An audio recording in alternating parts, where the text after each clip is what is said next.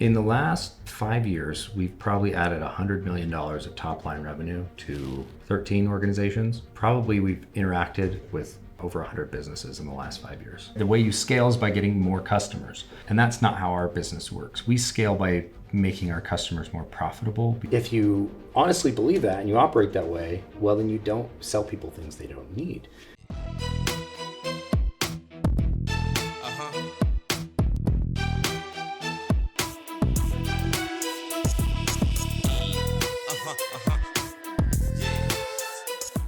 Hi everyone, this is Alexandra Szuszkiewicz and you are listening to Investor Report. Today's guest is John Ivie. Hi John. Hello. We'll be talking about sales, about marketing, about revenue. Okay John, tell us a little bit more about yourself. What do you do? Just explain everything.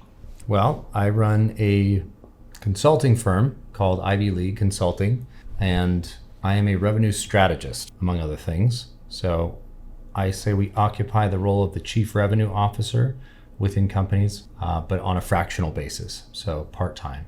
We come in and manage some strategic objectives for growing companies and support all the growth-related functions, and that is marketing, sales, and lifetime value with regard to client success. Okay, gotcha. So could you explain how you get those projects, where you find them? Sure. And then once you actually received one, what do you do? How you operate? Yeah. Well, so the way it started was that I had been operating as a chief revenue officer and a VP of sales for different startups over time. Startups, as you know, are somewhat volatile and don't always work out like how you would expect. And so putting all your eggs in one basket can be precarious. I didn't want to stay employed only for a year at a time and then get a new company to work for every new year when we didn't raise our round of funding, or we get bought by a bigger company and get phased out, you name it. So I started consulting on accident, really as a way to try to pick which company I wanted to work for. Okay. And when I approach some of these companies, they're in their infancy. So a lot of startups or newer companies or companies building, a new division of a team for the first time, selling a new product, let's say, and they didn't really have a budget for a full-time executive, but they needed executive leadership. So I said, well, hey, look, I can have 10 hours a week and I'll work with you. And I had 3 companies I was working with. And so as we all engaged with them, or as I engaged with each of them, I realized I'm just going to keep doing this. Like it's better. I can be more objective. I'm third party. There's less, the filter between like an employee-employer changes. There's none of that. So I was really like an extension of the executive team. And that's how I started building this into a practice. I was looking for companies that experienced that challenge, namely that they couldn't find leadership at the price that they could afford, and they needed to build a strategy before they just started doing tactical things, right? So the difference between a tactic and a strategy, I always say, is like, the difference between spinning a wheel faster and like making a wheel, right? You have to actually have a functioning wheel first before you can turn it. Yeah. And the turning part is a tactic, right? I can just turn that wheel over and over and over again, but actually deciding what size it should be and what shape and the dimensions and how it's going to function. Are we going off-road? Are we going on the street? All those things are strategic. So I happen to be good at both. So I can get in the trenches. Good for you. Yeah. Well, you have to be, right? You have to understand what it is you're doing. Yeah. I would always hope that there's a better salesperson than me in the role of sales. I never want to be the top salesperson, although I'm really good at it and that's what I do. But it's in service of delivering a strategy, which is like a playbook, right? It's something I can hand off to the next person and then they can run with. Okay, that makes sense. So you said that you are really good at it. What numbers describe your business? Well, in the last 5 years, we've probably added $100 million of top line revenue to, say, 13 organizations. And probably we've interacted not necessarily on a client relationship, but either a contractor or supportive relationship with over 100 businesses in the last 5 years. That's impressive. Okay, so we discussed how you get the business, but you come into the project, what do you do? It's a good question. So I look for specific things. In the traditional service-based sale, you're looking for lots of company, right? The way you scale is by getting more customers. And that's not how our business works. We scale by making our customers more profitable because we benefit from the upside. So they do pay us on retainer, right? But think of like an attorney, right? You pay an attorney for the hours they work. But if you were, let's say, going to participate in a class action lawsuit and sue an entity, that attorney a lot of times will get part of the upside, or the entities in that class action making that suit they're not funding it, so they don't actually get the attorneys aren't getting paid anything up front, but they get paid on the back end. We take a similar approach. So we're looking for companies where there's a component of scale and like long-term growth, right? Not just, hey, we want to add additional revenue and spin our wheel faster. Like, that's not really us. We're not an agency. We're not just purely add numbers to our sales. If I get a bunch of sales for you and then leave, like nothing has changed in your organization. We're looking for businesses we can help transform or really evolve into their full potential, and they just need that additional leadership. So when we engage with a client, the first thing I'll do is what we call our assessment, right? And it's really just helping them map out what we call an objective framework. Now, Google has their own version of this called the OKR framework, Objectives and Key Results. And there's a million other varieties of different companies who've come up with their own thing, but we just call it an objective framework, the Ivy League objective framework. It's the same. How does it work? What is it? So again, we are looking at rather than outcomes, right? Where it's like, if I go to a company, presumption is we're going to help add value, right? Revenue, dollars, new money. That's what revenue is. People get that mixed up all the time. Like, revenue's something to do with is capital. Like, no, that's not capital. Capital is what you deploy to get more revenue. Yeah. Revenue's new money. We provided a service to either a new customer or a current customer, or changed something in our organization and made some money that we did not previously have. So we help identify objectives related to that end game of bringing in new revenue. Usually what we look at, we take them through a series of questions, and like kind of the first ones I'll ask are like, where do you get leads? And what do you even consider a lead? Like, where do you start the conversation of, we want you to be our customer or client? And prior to this assessment, I should say, we also do a little orientation so that we use very specifically what we define a lead as, or what we define a customer and a client, and what the differences are between those. So for instance, to me, a customer is somebody who you provide a transactional service to, and a client is somebody you provide like a service that's either ongoing or that requires you to maintain some type of relationship. And at least at the, face value. Yeah. There's obviously always exceptions to both of those things. There's always a comma at the end of our statements, because everything changes, and there's always exceptions. But in general, customer, transactional, client relationship, and service-based. So whenever you're going to engage with those people, like, how do you have that first conversation? Where do they find out about you? Is it from the website? Is it from a trade show? Is it from your sign out in front of your bakery? Is it from a newspaper? You know what I mean? Yeah, there are so many different ways. Absolutely. Like, how do you reach your customers? And when you reach them, how do you engage them, right? The engagement is a whole other thing, and into taking the next step of action. And where do you start to measure that, right? Because if I put up a billboard on a freeway, I can't measure how many people go and see my billboard necessarily. You can have some ways, but it's really hard to measure that. It's hard to get attribution for that. But what I can do is measure, let's say, traffic to a website, okay? And if I geofence, if I draw a circle in a geographic area around where my billboard is, and then I see that more people are visiting my website, I can start to make assumptions about what that billboard's doing for me. Yeah.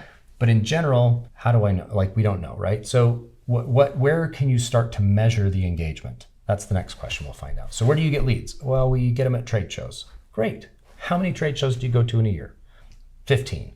Okay, fantastic. How many leads do you get from each trade show? What is the next step in that lead progression? Do they give you a card and you call them? Do you put them in an email funnel? Do they go to your website and download a white paper? Do you, what are the next steps in that lead progression? Okay, and think of this in the most simple terms. Like, if you're going to go to a bakery and buy a donut, where does it start, right? Either you hear about it from a friend, or you see the sign, you're like, oh, I want to try that out because I'm driving past. I just happened to be there today, or I'm getting my oil changed and it's across the street, so I go get a donut. How do I measure what happened? Well, that's people were in the vicinity, they saw the sign, they walked in. You see something that looks good based on, I don't know, maybe you've had a donut in the past, right? And so that past experience translates to this new transaction, and you pick that, you make the purchase, the end. Or maybe you ask them, what do you guys, what's your favorite sandwich? What's the thing I should buy here? And then there's this interaction that goes on. So since these people are hiring you, there's some problem in a way they do things, or in one piece of the strategy you just told us about. where is it usually where people are like lacking the most of things and where they lose the client?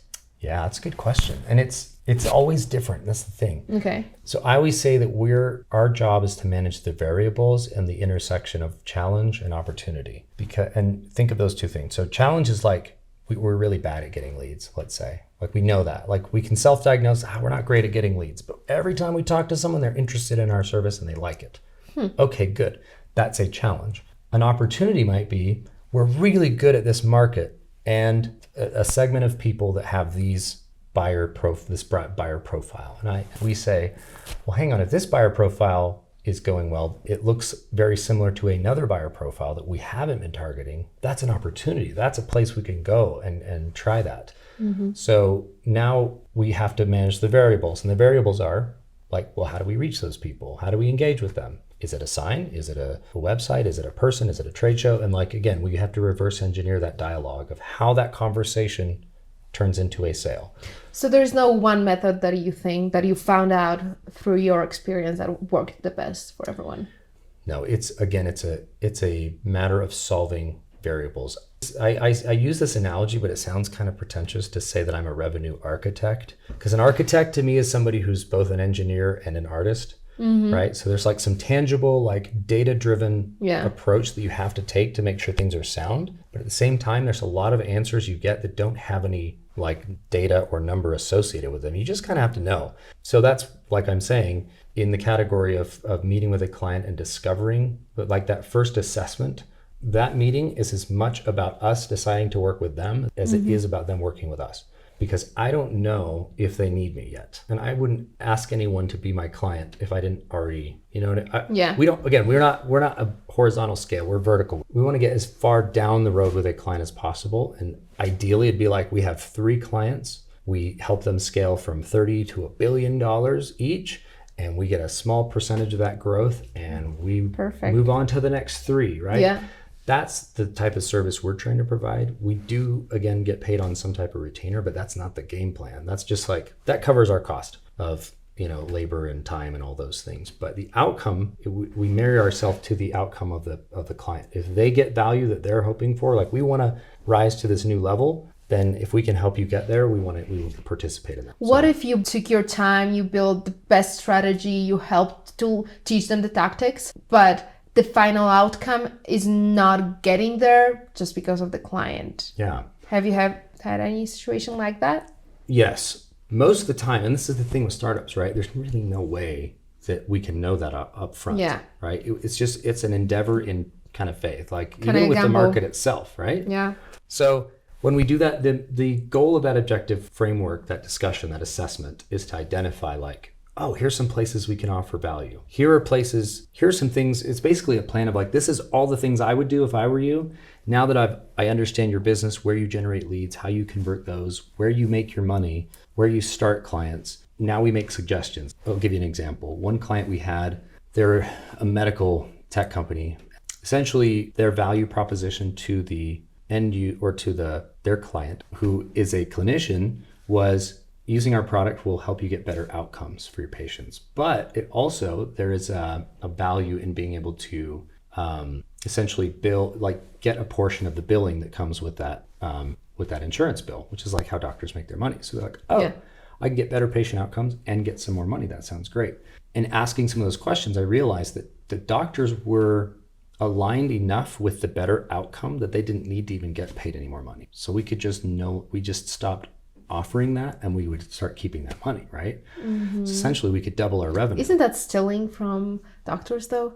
No, because we don't have to pay the doctor. We do all the billing. Okay. That was just like a carrot we were dangling, like, doctor, use our software and our technology, and your patients will have better outcomes. And if you do, we'll pay you too, right? And we realized that we don't have to pay them because the doctors having a better outcome for their patient was enough of an incentive that they didn't need those extra dollars, right? So is the value of what we're presenting at face value enough to where we don't have to do that, right? And I think that's the assumption sometimes, is that we have to give a 10% discount, or we have to offer a buy one, get one free. And it's like, if you didn't have to do that, would you not? Like, well, okay, if we're going to sell the same either way, why offer the discount, right? So you have to measure those things. And I'm not saying in every case that works. I just wanted to test to see if was the outcome enough for that to be the case. So even that little example is a point where I didn't sell anything else. I didn't go and market to any new people. We just changed the way we offer our service, and we reassessed the value that we're providing to the market. And the value was high enough that we didn't need to add any additional dollars to it. People were taking it at the value that we had prescribed, and then we were just adding additional, like giving it away for no reason at all, really. So that was a place where we could save some dollars. So in that assessment, that came out. And I said, again, not knowing right up front, I'm like, I don't know if that's gonna, but let's try it, right? So that's why we do that assessment, is to get to those outcomes and try to engage them. Now, to your point of when does that not work out? Well, sometimes we make mistakes, but like for the most part, that's part and par for the course. Like that's why we're doing this is to iterate. Iteration is all about making sequential mistakes. And I think that's maybe a negative way to look at it. It's more like you're trying things very efficiently over and over again until you tune the right knob, right? Just like you're trying to find a radio band. They're like, oh, I got the signal now. You have to tune things. There's really no like right way to do it. You just test stuff. Yeah. And when you're testing things in the market, stuff might break. You might be offering the product for too much or too little. Like, oh my gosh, we could charge double for this. There's a lot of value here. And so that one of our core principles is value focus. Okay, we made a little acronym out of our name, Ivie League. Oh, nice. IVIE. So the I was like integrity first. Like integrity is the way we want to operate. And I fully believe if you are 100% honest and you operate with like real integrity, where you're willing to take the hit before you let your client or anybody else do that, right? If you're willing to be the first person to take responsibility and take the hit, I believe you'll actually be more successful. Like you'll make more money if you're honest. Yeah. Which doesn't play out in the real world seemingly, but I think for every example of greed, if you look at the opposite and said if that company actually cared about their customers and did the right thing, they probably could have made more money in the long term. They were just lazy and short-sighted. Yeah. So integrity. Value focus is all about that critical component, value. What is the maximum amount of benefit that I can provide the client for the least amount of expense on my end? Right? Because if you don't expense enough, you're not getting a maximum value. And if you give too much, that's really, you're not doing them, they're not getting any additional value just because you're giving it to them for cheaper. Yeah. You're actually just making it harder for you to give it to more people, right? And you can't think in the individual term, you have to think of an entire market. And if your goal in business is to service a whole market, if you give it away, if you give your product away or you're not charging enough, then you are limiting your ability to reach the entire market. And then again, you're not value focused. So you might be giving that one customer a really good deal, and that sounds cool, and that seems like, oh, I'm altruistic, I'm a good person. But in reality, you're limiting now your ability to have enough revenue to go to the rest of the market and other people who could provide benefit. And those are the real outcomes we're trying to measure. Never thought about it like that, about the value. Yeah, so value focus, and then iteration, the other I, iteration, right? Tuning the verb. And then the last is execution, which to me is the value of all good ideas, right? If I go up and put all the right answers on the board for you, and like, these are all the things you need to do for your business, and then no one does anything, it doesn't matter. Yeah. And so where we determine whether or not we get paid is, can you run this yourself? If so, you don't need me. Like, good luck, go do it. If you are not equipped, don't feel like it, or don't have the skills or the bandwidth, then that's when we take over. So we come in and enhance the executive team and take those projects on and then manage them from cradle to grave, whatever that might be. And those outcomes always change, but the reason I like the outcome-based focus, the objective-based focus as opposed to an outcome-based focus, is if you start with an outcome in mind, like we want to make X amount of dollars, you've already put a limit on it. Yeah. Right? And that might be wrong. We can't move either way. Yeah. You could be too much, you could be too little. Yeah. And if either one of those is the outcome, if it's too much or too little, you're missing the value part of that, right? So I'm more interested in objectives. An objective is like, we need to go that way, right? So we need to get more leads. Okay. Okay, so I just wanted to ask, like, what is the way? Is it more leads? Like, how do you? It's a good question. And every business, again, is different. So I'll give you an example. For some businesses, as they're early startups, and I work with a lot of B2B, like business to business technology companies, and then also service companies. Very seldom we do some work with some B2C type companies, but it's usually a higher ticket item where there needs to be a one-to-one relationship for a sale, right? Like, I don't think there's a lot of value I could provide to a bakery, but maybe to somebody who is selling industrial equipment to bakeries, like that might be a place for us. Anyway, to answer your question, like knowing where to start is always different. And there's not like this is the answer. It usually, as we take them through that assessment, things start to emerge that give us an idea of what we would do. And if it's like, hey, have you tried this? Have you tried this? Have you done this? Okay, well, what if we were to go and do this? And what if we did? And then as we start doing this sort of like brainstorm whiteboard session with a templated approach to that, we start getting those variables. Like this is what we need to measure, because it's not always clear, right? Sometimes we don't even know what we need to measure, let alone what we want as an outcome. So let's not think about the outcome. Let's think about the direction we want to go. We want to go in the direction of adding more value to this market. We want to get in more engagement with a market, and we want to understand if our product even fits there. We know we have 10 customers that all like it and they're using it. How do we scale that? What do we need to do next? And so in that context, I have a conversation with a company like that. That's the first question we're going to ask. How do we have more of those conversations? So then it is a lead question. Let's get more leads. Let's go have more conversations with people in a way where we can attract their interest or measure their interest, right? And figure out at which point we need to convert that. So there are, from what my understanding now, there are many different ways to get there, but the final point is usually we should get more leads. Like you can get there in so many different ways, but then the final, maybe not the final goal, but the objective would be at the end to just basically bring more revenue, right? Sure. So that would be more leads. In some cases, So sure. that's new revenue, right? Well, and this is the other thing. So these three functions of revenue play in harmony together. And the role of the chief revenue officer is like the conductor, right? I've got the violins and the string instruments here, and I've got the woodwinds here, and I've got the percussion over here. Yeah. And with regard to marketing's role is to generate leads, right? And if they're doing a really good job generating leads, but sales job is to engage and then convert those leads into paying customers, and they're not doing a very good job, well, then we don't need more leads, right? That doesn't help. We need better conversion. And if the conversion, as we start doing those conversion like measurements, well, why is it not working? We're having the conversations, the clients are interested, but they always jump out of our funnel here at the price. Maybe it's a pricing issue. Yeah, could you give us some examples where the clients jumping off from your experience? So I've worked with a lot of startup companies, first-time founders in the SaaS technology world. Those are generally people who have two things, right? They're one, like they understand an industry really well. They've worked in the industry for, a number of years. Let's say they're selling learning management software, like an LMS. Then they're also a software development, right? So they're an engineer, like ones and zeros. Perfect combination. Very linear type of thinking person, but very necessary because those people can see like they can do the things I cannot do. And so they build a technology and a software to suit maybe some needs that they've perceived that the market has. But when they go out to the market, they've built something very good. Like they're really good at software development. They build a crazy big comprehensive platform of a system that has every feature you can imagine, but it's so big and so cumbersome that clients get overwhelmed and really I don't know how to even consume this, right? And so they don't find value in it. And what we find is that there's a book by Eric Ries called The Lean Startup. It's kind of the go-to original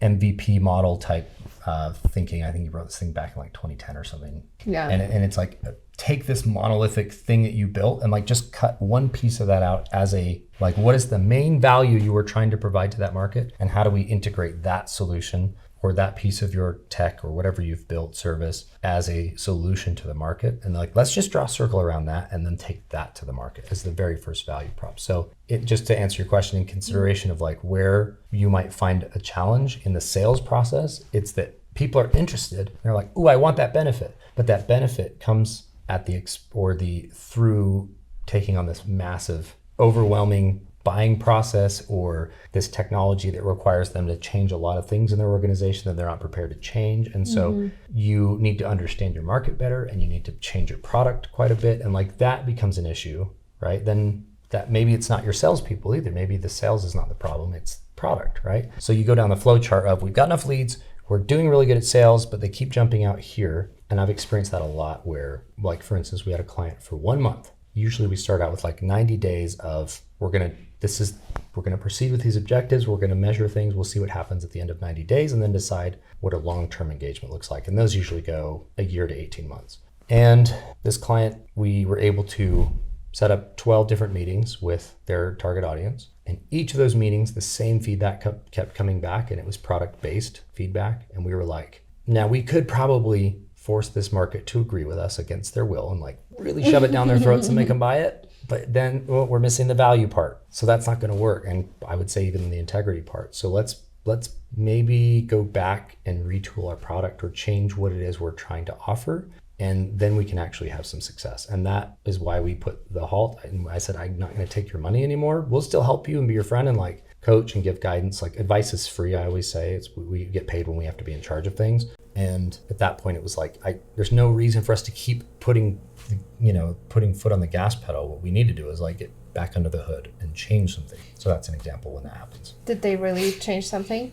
Or was it just recent so you don't really know? In that case, oh no, that was a while ago. In that case, they did not make it. So welcome to Startup 101. But hey, you know what? This is the thing. You can't, as a startup owner and especially as an investor in portfolio, because I live now on both sides of these things, right? And as a VC putting money into, or an angel investor putting money into a startup, you can't measure your success based on your individual positions. You have to look at the aggregate, right? And most venture firms do that. They play the home run game. They're not worried about getting on base. It's like, how many home runs can we get? Because that one home run will make up for those 30 base hits we missed. And I'm not saying that's the best way to do it, only that you can, in the same way, look at all your startups as an entrepreneur and be like, I have failed at 7 startups. And it's like, you only need to get one really good one, right? And it will dwarf any of the failures you've had. Rule of the big numbers, Right? Just keep trying and trying and trying, and one thing will finally be good. Yeah. Hopefully, Well, I heard a guy once tell me after 7 failed startups.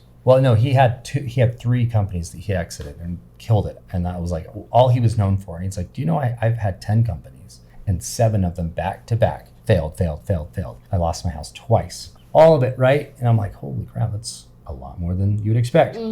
But see, this is the thing. I didn't lose 7 companies. I had, all of them were successful. And if I measure all the outcomes and if I take my wins over here and spread them out over the losses, every one of those 7 companies added to the benefit of the outcome on the last 3. And so if I look at the portfolio, I'm 10x on everything. And it's like, okay, that I feel better about. And you can sort of measure, like, I was getting $0 here, but I made $14 million as an exit over here. So really I was getting paid, $15,000 an hour to run my startup 10 years ago. Yeah. That's how you got to think of it. Play the long game and it will eventually work out. But for that particular client, yeah, their project did not go the way they'd planned, but they didn't bet the farm on it. So they were able to start another thing. And I think they're doing okay now. Do you have a lot of clients like that? They just can't make it?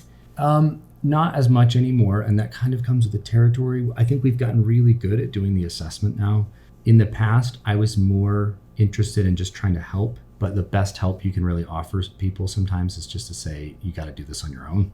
I think for the most part, one of the criteria that we look for before we invest our time and resources into a project is, or before we even bring other capital partners in, because we do help companies also raise money or finance debt options if they need it, just because we've built those relationships over time. Before we do that, we want to see those founders have at least found a product market fit, right? They've gone out and developed something and sold it a few times, and they can at least say, hey, we've got 5 groups or companies or people doing it, and they're all having good outcomes, or at least we have arrived at one consistent outcome. I'm like, great, let's take that shred of hope in the darkness and we're going to try to scale it, right? And that's sometimes enough to start from. But for the most part, we only are taking on clients that have at least got that far. And since we've been doing that, there haven't been any like crazy, like, we ran into the wall here. And if we did, like, that's not to say that even companies we're working with today have all the faith and confidence that we're doing the right thing and that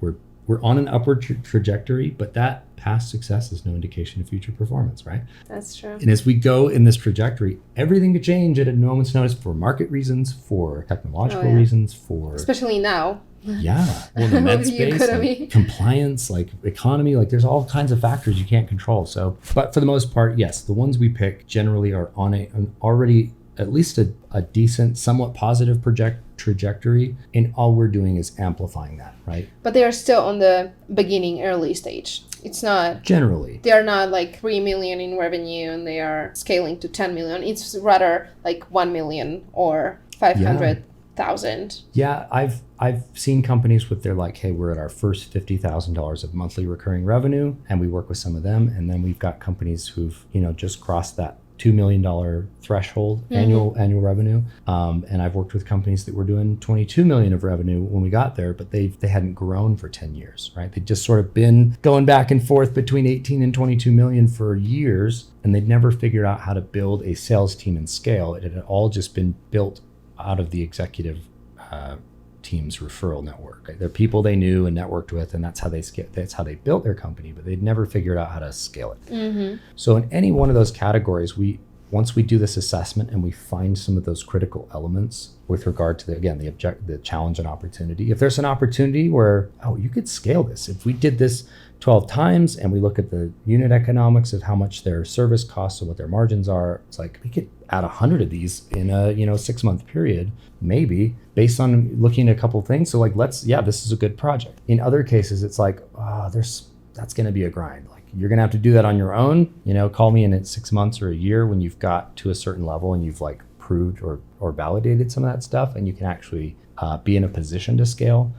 But again, going back to the wheel analogy, there's the wheel isn't straight yet. Like, they still need to figure out how to make it round. I'm like, let's be round first, then we'll figure out how to deploy and use us in the real life market. So could you give me the example of the client and what you actually did there? I don't know, any client you had in the past and that ended with the success. Well, I'll give you 2 interesting examples. And I like these because they were successful for completely different reasons. We had a client that we engaged for 18 months, but in the first 6 weeks, as we were doing that assessment, we identified, and they came to us with their original need was, we want to build a sales team. We need to figure out how to hire salespeople and what projects we need to put them on so that we can grow, get more sales. We said, cool, that sounds great. And as we did our assessment, we identified that, listen, before you go and hire any new salespeople, I think we should identify how you get a client in the first place, right? Like, where do we even find these people?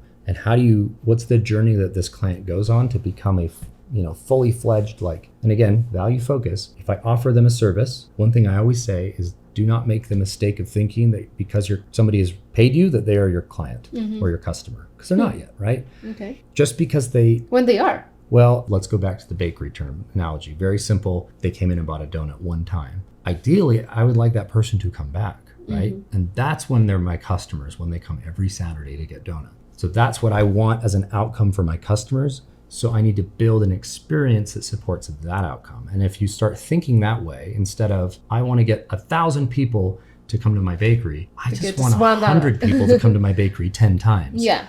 That's a much easier proposition, right? And your cost of acquisition goes down. Lifetime value goes up, so you can make more dollars on the same dollar you put in, right? That's a much better way to earn business. So to scale, that's what we talk about scale. In this business, we wanted to assess that first, right? You get these clients, they come in, and then they're with you for a certain amount of time. You lose some of them. Let's figure out why those people left, and let's figure out why the people you have stayed, and let's identify what value they're getting out of it. So our first project with them in that 6 weeks was to do an executive outreach. So we called all 42 of their clients and had a meeting and a conversation with each of them on their executive teams, and particularly with the stakeholder who managed that vendor relationship. And that person, almost every case, when we were like, how'd you become a client? What services are you getting? What would you like to see that you're not seeing? And most of the time they were like, oh, we love these guys. It's great. They're really satisfied. Satisfaction was high. But when we asked them, what other capabilities or services do you wish they offered that they don't? Every one of them had something. Oh, well, we're shopping for this right now. It would be really great if they had this, support for these situations or this problem. Okay. And as we took all that feedback back to the executive team, they're like, we do all those things. We have all those services, and we knew that. What? Okay. So when we call those clients back and say, hey, listen, I know last time we spoke, these were concerns for you. I want you to know that's part of what we do now. We have those services. They're available. You don't need to shop. We can add those immediately. Oh, great. This is awesome. And that little exercise resulted in about $3.5 million worth of revenue. So how come those clients, being the client, didn't know that the firm is serving those things? Exactly. So this is a variable with regard to the challenge part of that intersection, right? Challenge and opportunity. So the challenge was, why is that happening? The opportunity was, hey, there's $3.5 million there. Cool. But the bigger opportunity, and they were stoked. They were like, oh my gosh, that's so great. We just made all this. But I'm like, no, stop. Like, that money isn't the exciting part. The exciting part is that what that represents is the value you can now offer to all your new customers. And so we're going to change the way you operate on the client success side to manage to have those types of outcomes. And so what we did was create a client success model that had a more proactive approach. When all the clients are happy and like, hey, we love these guys, it's great. Okay, customer service and like the account management stuff is being done really well, but they're Johnny on the spot with a phone, like, hey, they answer when I call and they've got the answers and they can solve my problem, but we're not adding anything to that. And so how do we be proactive? Well, we implemented a system. Once a month, we'd have a quick review with them, 15 minutes. And then every quarter, they were doing an hour-long deep dive of the relationship, the vendor relationship. Hey, the last 3 months, this is what we were able to accomplish. Here are the numbers. Like, they already know, but they went through it anyway. And then, in the next 6 months, what are your operational goals? As a company, what systems do you plan on changing? What are some new things you plan on doing as an organization? And how can we support that on our end? Well, we have, we're going to get a new enterprise resource planning tool, and then we're going to get a new CRM. Like, okay, well, now that I know that, I'm going to go back to my team and we're going to work on our end to get prepped for when you make that change. And so when that happens, we're already there with our service ready to go. Hey, I've trained my 10 people. They're ready to go. Let's move on to the next thing. And so now each of those clients, not just getting that additional $3 million, but it's that every time there's an opportunity, we're not dropping it. We didn't even know about it before. Now we will. That's insane. So the transformation there is that in the new company, so when a company now joins when they become a vendor for a new company, that company has a higher lifetime value. So we can probably spend a little bit more money to get those leads, right? So their cost of acquisition went up to about $1,000. Imagine being willing to spend $1,000 just to have a conversation with a new customer. When maybe they don't even become your customer, but we convert them at 30%. So you do the math, every $3,000 I spend, I get a new customer. And the average life cycle of that customer in a year is about $1.5 million.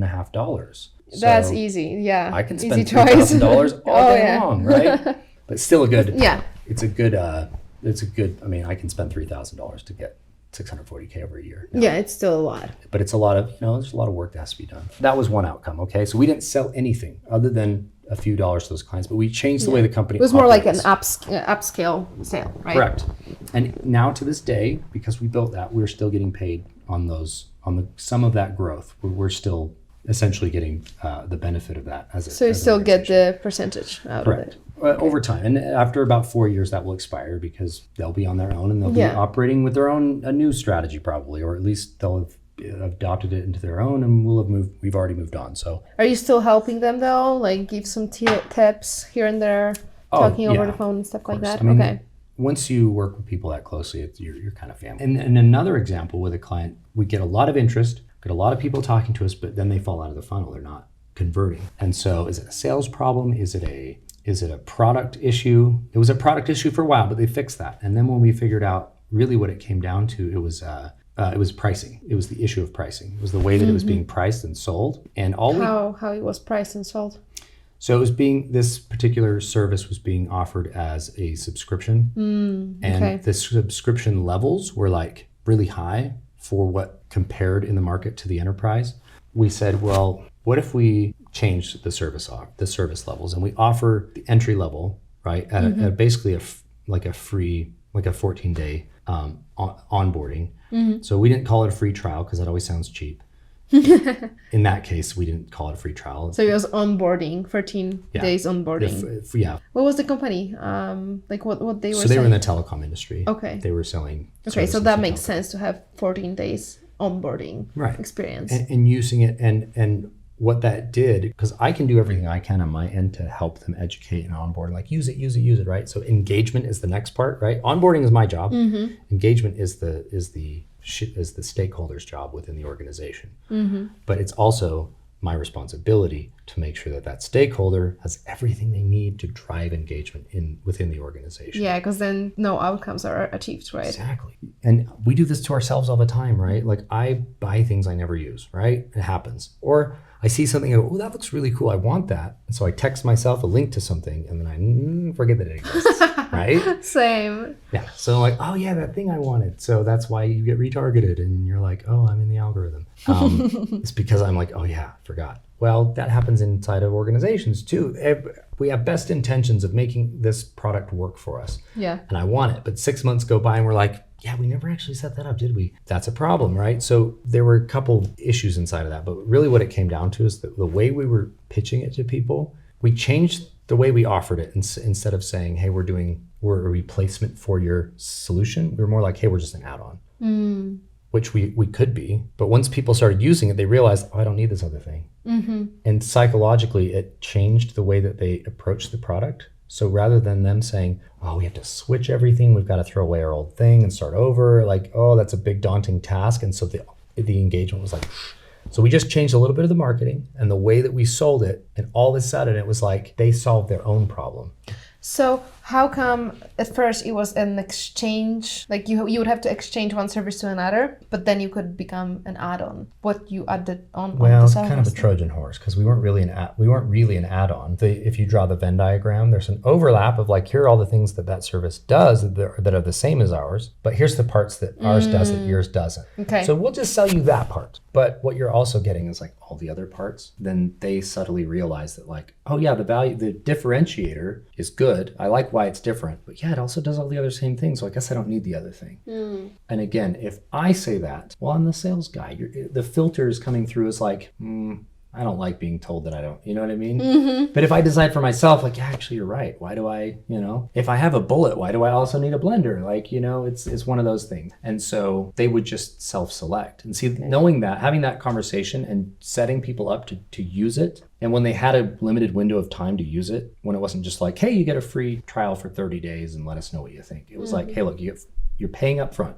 We're not going to bill you for 14 days and you can cancel inside of that. But we are billing. Like we're collecting something today. So there's skin in the game. Yeah. And now they start using it and they're like, oh, this is better. We do like this. We don't need this other thing. Like they come to those conclusions on their own. So we set them up to make the decision. There's a saying that marketing is the science of teaching people what they want to buy. And if in this scenario, that's where this was executed in that way, where we were teaching them what they wanted to buy by allowing them to call the shots and to validate their own best interest rather than me tell you it's in your best interest. Like, I don't trust you. Well, even if you trust me, it's better for you to learn that on your own, right? Rather than me just like, okay, mom and dad, if you're right, I'll just listen. That's great. And that's helpful, but it won't really be your idea until you experience it for yourself. So if you create a situation like we did there, where they could experience it for themselves and make that call on their own, and we just gave them all the tools they needed to make the right decision, they self-select, and then they become customers. So all of a sudden, all those leads converted and things were working out. So the main change that you introduced was the 13 days, the free trial that you didn't call the free trial, but 13 days. Did you change anything else? Anything above that? Well, it was also the pricing. Did you make it cheaper? We changed what was available for different service levels. Okay. So in some ways, yes. So like build the bundles, like the cheapest one, the middle plan, and then the most expensive one. Right. And how you would use each of those. Because again, it's people look at the premium package or whatever you want to call it, and they look at that and they say, oh, I could see where that's, there's a lot of value there, but I don't really know, right? There's no way to viscerally get that benefit compared to what they already have. So once they use it on that, hey, bare minimum, entry level, right? It was a land and expand play, we call that, right? Where we land on, they get the value, they can translate it very quickly. And then when I say, well, isn't it worth $150 a month now? Like, absolutely, cool. Then they become a top tier client. But when you try to sell them out of the gate at the top level or the mid level, like they weren't ready to consume all that yet. And even when they didn't have the follow through on the onboarding side to actually engage all the way to that top line value. So it was more about slowly introducing the benefits over time so that they could really express the value. Again, value focus. How do they, if they're not getting the value, where can we cut it down into smaller pieces where they can appreciate it and then graduate. And when they do, it's natural, right? It's not like I'm telling them they have to. It's like, well, if you're doing this, you're getting the value here. Do you not see that there's... Yeah, like, why not? I don't even have to tell them half the time. So that evolved on its own. So it's about creating, again, creating a natural value prop. The same way you and I buy things, I want to buy something that makes sense. In fact, how I met Lindsay, my wife, was at Best Buy. She was selling TVs there, and I went to buy an iPod in 2006. And the Zune, they had the Zune, which you may not remember, but it was better. Like, it had a better UI, like better experience, like buttons. It was better as a music player. But Apple had iTunes. It had a better platform, and that's why it won. But I didn't want to buy an Apple device. Like, I knew it was better, and like, okay, objectively I can look at the features and compare and like, okay, this is better, but I don't believe it, right? I need someone to sell me. So that's why I had, also she was really hot. I said, hey, come over and sell me this iPod and tell me, like, make me feel good about my purchase, right? And I knew, being a sales guy, that that's what I needed. And for some people, they need to experience that. Like, they need to feel good about their purchase, and they need to like be validated that exactly they did the right thing, basically. And if your sales process is not set up to support that, they're going to get buyer's remorse, even if the value is right in front of them, right? Even if they agree with everything you've said, they're still going to go, yeah, I don't like it though. It doesn't feel good. And that, you've got to manage that whole. And that's an art form, right? That's an art thing. You just have to know how people feel and like play with it a little bit. And in the same experience, you and I buy things, how do you recreate that on an organizational level? And how does the way you deliver your product do that as well? So that was more of like a pricing and marketing play than anything. But what did it mean to the bottom backline revenue and the profits? Nothing, right? So it didn't cost us any more. We didn't reduce our margins. We didn't just offer a lower price. Yeah, it was just spread it differently. Yeah, we just changed the way we delivered it in a more palatable way. And at the end game, within 90 days, those customers, had they signed up on the original way we were selling or with our new way, they ended up paying the same amount of money, and we ended up taking the same amount of money. It was just how we delivered that service that changed it. And so that sometimes is the critical element. There are a lot of people, a lot of entrepreneurs that are listening to us, and they just don't know what they are doing wrong. You are a smart guy, you are coming as a third party, you can see these things. But what you would say, what your advice would be for entrepreneurs, business owners that see that something is not working, but they don't know what is not working? What would you say would be the actionable steps, strategies that people should take to, first of all, find what is going wrong and then fix it? Yeah, great question. Yeah, and I think because everything's a little bit different, it's hard to say that there's one way to go about it. But in general, much like from a mechanical perspective, right? Yeah. When an engine or a transmission's not working, you take the whole thing apart and then put it back together piece by piece. Just start at the beginning. Okay, like, how do we get leads? Where do they come from? How do we engage them? Where are we spending our money to attract and engage those people? And is that actually getting us the right people? Is it creating the types of conversations we want to have? If not, okay, that's maybe where we need to start, right? Let's figure that out first. And if you analyze that process and then the next and the next and the next, and each one of those has an issue, then that's an objective thing. You're just going to have to figure out what's the biggest priority. And I would say just focus on one of those. Right? Mm-hmm. And so even if I find a lot of flaws, you would recommend to just like focus on the biggest flaw at first? Yes. And then dive deeper into that, fix it, and then focus on the other flaws that we see. Right? Yeah. And maybe sometimes they're not flaws, it's just they're not optimized, right? And if it's not optimized, it's way we look at a pipeline, right? In a stream. If you have a very small pipe at the front, it's limiting how much can get to the end. So you have a big bandwidth over here, but you're not getting very many leads, it doesn't matter, right? So that would be the part where I say start at the beginning, right? Let's look at leads. As the stuff flows down the pipeline, we need to make more leads. Okay, well, more leads isn't just the only thing. We want more good qualified leads. And what do we consider a qualified lead?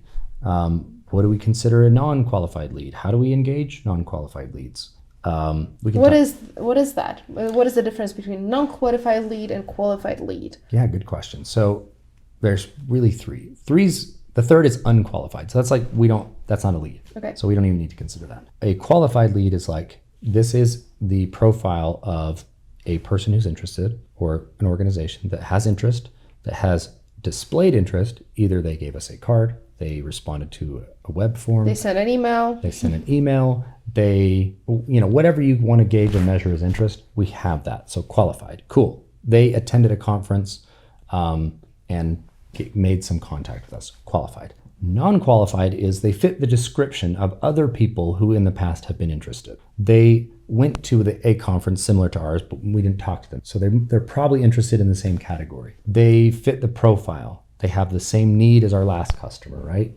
They have the same size or they engage the same market. So they probably have a similar need, but we nevertheless we haven't had a contact with them that has resulted in them displaying interest yet. But we have to do the things to move them from this bucket to this bucket, right? Mm-hmm. So the non-qualified leads usually exist inside of a market. And inside of that market, you segment. So you cut just like an orange, right? You pick part of that market that you feel like, okay, these are all the people that like what I do and that I can now qualify and say like, hey, this is what we do. And we have contact and now they make interest and we convert that interest to the next outcome, which is some type of engagement with our product or service, either a web form or going to our website or visiting our social media page or however you measure that next step, figure that out. And I think that's also really important. If you're analyzing your business and trying to figure out what's not working, ask yourself what you're measuring, because what are you actually measuring in terms of we get a lead and they do X and then they do X. And if it's just, we're only measuring who comes to our website. Well,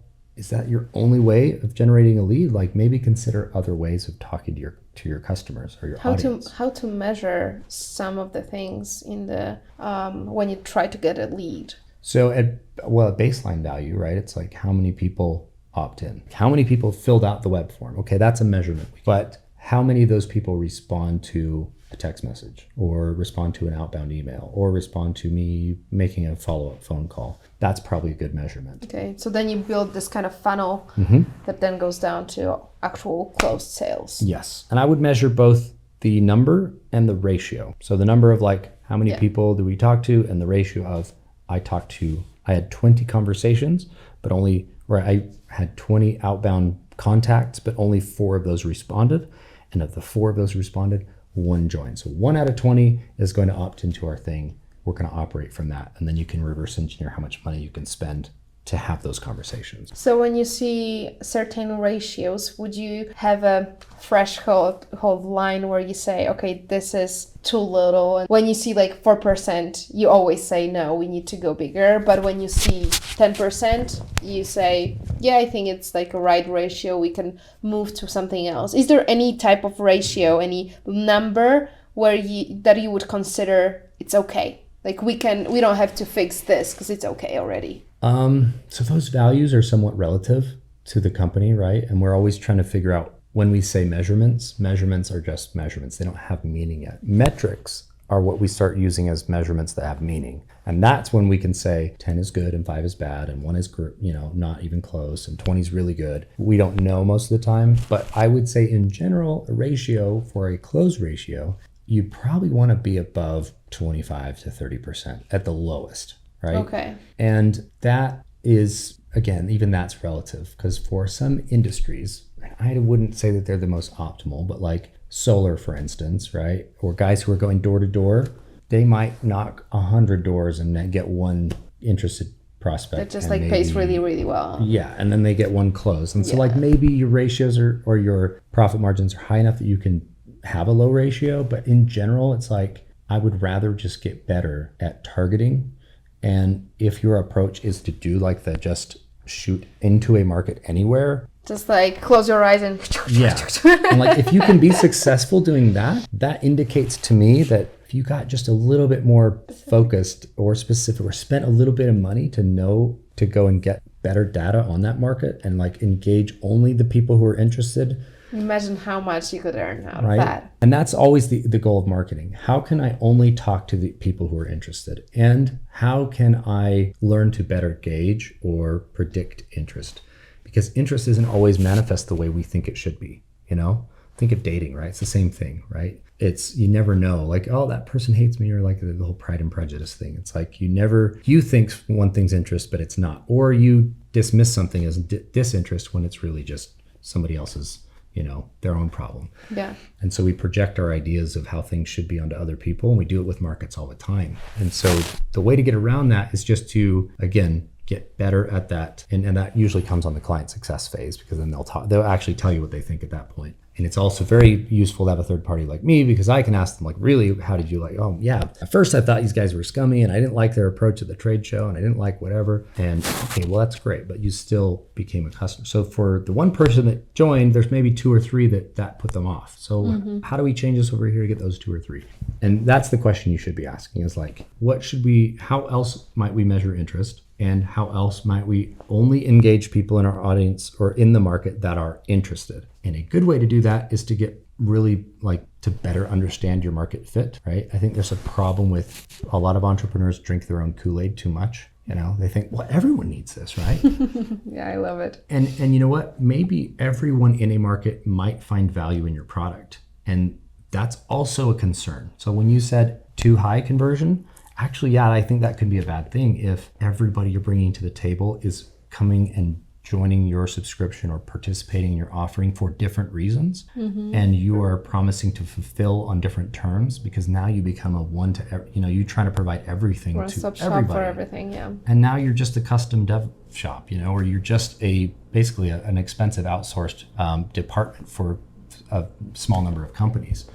And really what you want to be is a very focused solution to a group of a market. And if an entire market, here's the thing, if you have the multi-billion-dollar unicorn idea that's going to apply to everybody, again, I would still only target your most interested and least cost customers, like the lowest cost of acquisition first. Why not? Oh, yeah. Right? That's a low-hanging fruit, right? Yeah. So that exercise is always worth doing. Who can I engage inside of a market who are the most interested? Maybe that's the best way to say it. But at least only talk to people who are interested. And then of that group of people who are interested, only talk to the most interested. And how would I measure that? That's a good question to ask. And again, there's no relative number for that. But if I'm building a business, those are the types of questions I'd want to ask. And then once we bring those people to the table, that's the next part. And that's the thing, always everyone thinks revenue is just more sales, right? I'll just sell more.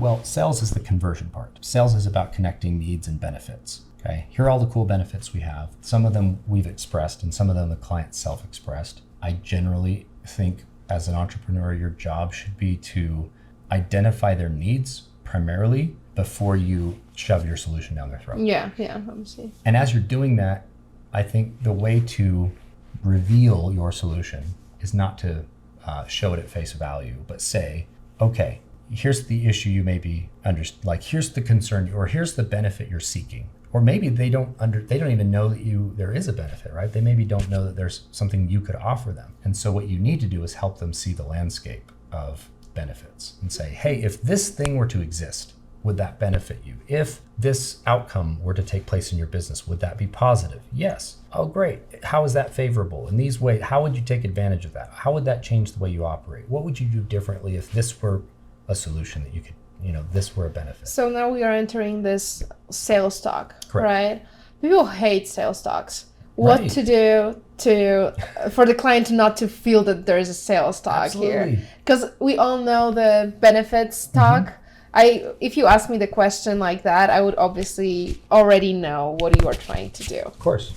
How to tweak that conversation so that they, even if we all know that we are sitting in the sales conversation, how to tweak that to maybe think about it more as a regular conversation, regular partnership, and we may not do the deal or we may do the deal, whatever you want, just to feel comfortable from the client side and from your side as well. Absolutely. Yeah, and I think it goes back again to our core values, like integrity, value, focus. If you show up with integrity and you're value focused on providing only solutions to people, I always say to salespeople, the very first thing you need to consider is that you may have nothing to sell this person. If you have nothing, and I even say that in some of my meetings, I say, hey, listen, I don't even know if I have anything to sell you, but here's what we do. Tell me about your situation. And are you guys in this, and we get a broad overview. And then okay, have you experienced this? When you've used these platforms or technologies, or when you endeavor to this part of your business, do you experience this challenge? Or do you, what do you like or what do you not like about these experiences? Or if the thing you think is, you're like, I have no problems, everything's fine, it's great, okay. The thing you think is good, if it were different, like in this way that I could describe, would that be even better? Oh, actually, that would be better. Fantastic. What would be better about it? How would you use that? What would you do differently if this were a case that you could present in your business, or this was an outcome that you now had access to? So when you present those scenarios, you obviously like connect them to your business, right? I would even say not yet. Not yet. What I'm trying to identify is what a solution might look like for them, regardless if it's my product, right? And that's, Okay. again, the mental game I have to play with myself.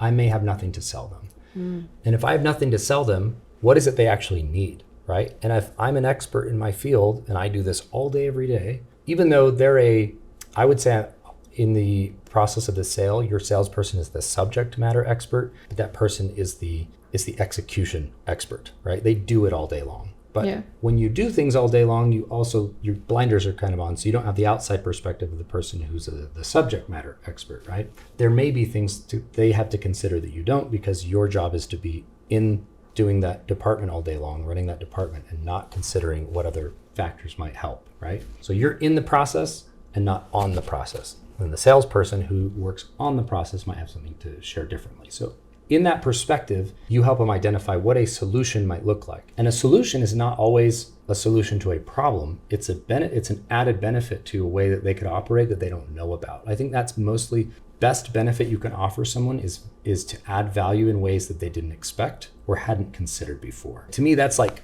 king benefit, right? Mm-hmm. The first is obviously face value. You have a problem, I can fix it. Okay. The second is you have a problem you don't know about, and I have a solution you don't know about that can fix that problem. And the third is there's a better way you can do something you don't even know about and haven't considered before, and I can offer that consideration. What if you don't have the solution?